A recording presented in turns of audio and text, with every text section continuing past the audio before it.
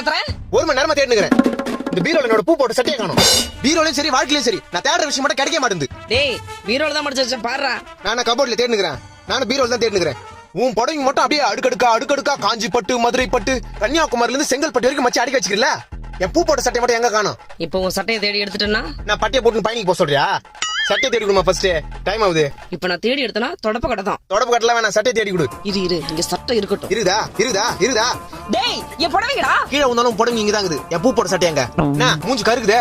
ஆத்திரமாவத தீஞ்சு வாசனை வருது. டேய் கேஸ் மேல பால் வச்சிட்டு வந்துட்டேன்டா. ஓ தீஞ்சு வாசனை அங்க தான் வருதா? ஐயோ மொத்த பாலும் போச்சு. ஏமா என் பூ போட்ட பூ. உன்னால என்னாச்சு பாத்தியா? மா பால் தீஞ்சு போச்சு. என் பூ போட்ட சட்டமா?